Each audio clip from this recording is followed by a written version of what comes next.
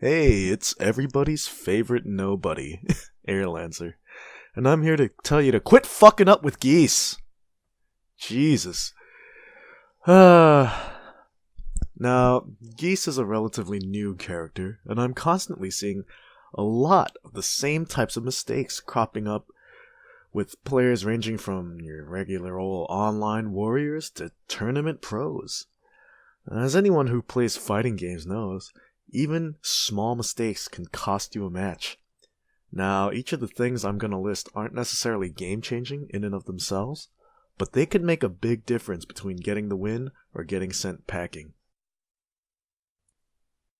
The first mistake is one I've seen all over the place, and it can really cost you some significant damage that could have turned a losing round into a winning one. Let's say you get a nice sidestep at the wall, and you start your 2-forward-1 combo, ending it with heavy Jeeeezus. But wait, they simply got knocked down. Doesn't that move wall splat? Yes. But if your opponent is facing off to the side or backwards, heavy Jeeeezus will not wall splat and will give you a normal knockdown instead. So instead of using the heavy version at the wall in these situations, stick to using half circle back 3 or light Jeeeezus instead. You'll get the side wall splat and be able to continue the combo that might just seal away the round. Now, I've watched quite a bit of gameplay footage of other Geese players trying to find new tech or to see if they know some things that I don't. Yet one thing I see fairly often is players cancelling their down 4s into Reppuken. I ask, why? Doing this doesn't really confer any advantage and has a number of drawbacks. Now, unlike a similar string in a 2D game like a classic Shoto crouch medium kick into Hadouken, if down 4 gets blocked, it's not as though Geese can make himself safer with the fireball, since he goes into this hugely negative stagger animation. But really, the worst part about it is what happens, or rather won't happen, on counter hit.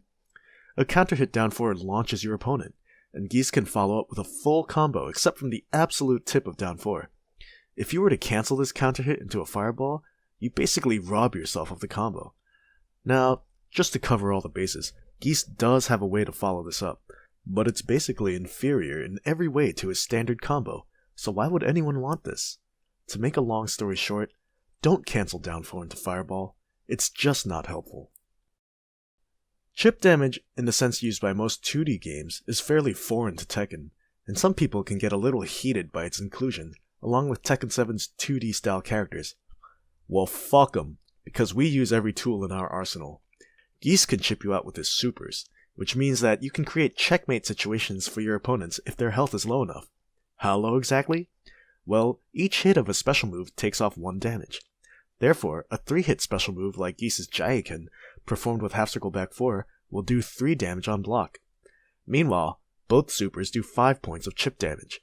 Therefore, your opponent will be KO'd if they have 8 or less hit points remaining, which is a tiny bit more than a jab. So next time your opponent is living on a prayer, know that if you have meter and can get them to block your cancelable normals, it's already game over. Anyway, there you have it. Hopefully you can now quit making these all too common mistakes and start looking like you know what you're doing with this character. If you want more videos like this, well, too bad. I don't do things like this very often.